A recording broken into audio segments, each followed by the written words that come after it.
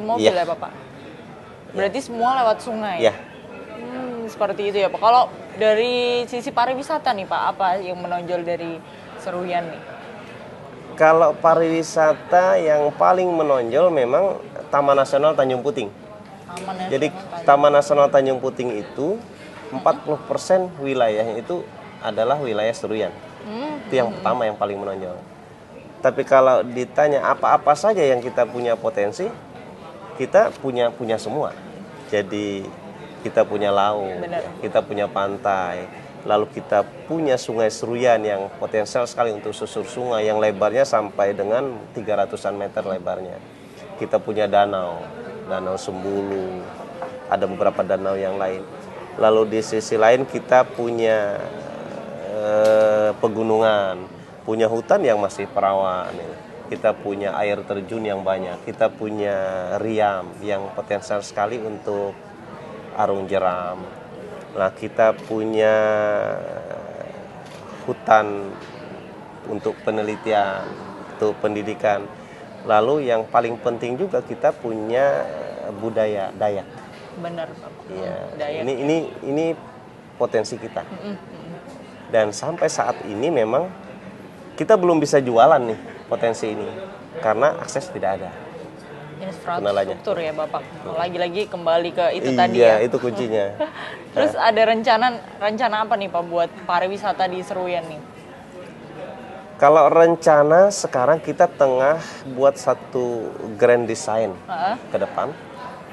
Jadi semua potensi yang ada ini kita sudah kemas dalam 2 paket besar. Jadi sesungguhnya wisatawan asing itu ada di Seruyan setiap hari. Oh, seperti Ya, iya Pak. karena wisatawan dari Eropa, dari Australia, dari mana-mana itu setiap hari selalu bergantian ada di Taman Nasional Tanjung Puting. Tetapi untuk saat sekarang dia masuk lewat Pangkalan Bun dan kembali lagi lewat Pangkalan Bun. Sehingga Seruyan itu hanya menjadi tempat stay mereka saja. Numpang lewat itu ya Pak. Numpang istirahat. Numpang istirahat. Numpang istirahat.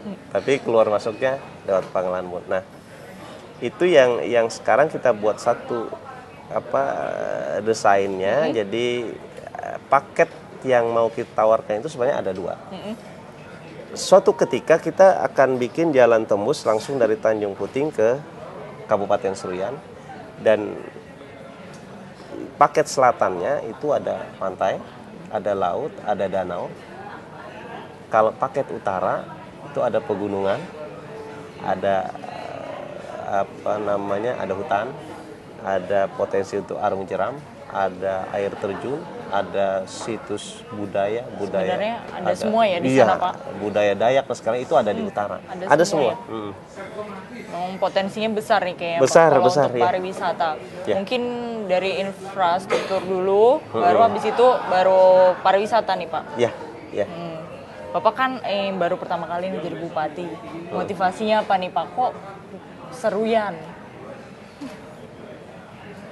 Pertama karena saya orang Seruyan, ya asli di Seruyan. Yang kedua, memang ada keprihatinan yang mendalam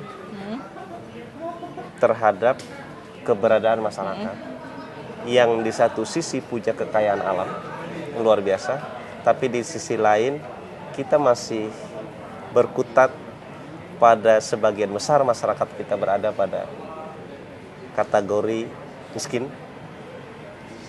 Itu yang membuat kita punya motivasi untuk bisa berbuat sesuatu untuk masyarakat.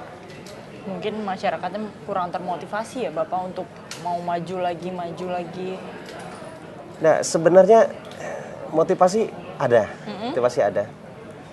Tetapi memang kita punya kendala luasan wilayah yang sedemikian rupa ya. Lalu anggaran kita yang masih sangat terbatas.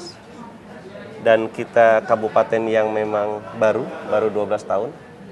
Sehingga kalau tidak didesain secara baik, artinya kalau tidak dibuat prioritas-prioritas yang secara terencana baik, maka kita tidak akan bisa punya target kapan bisa rakyat bisa nikmati. Benar Bapak.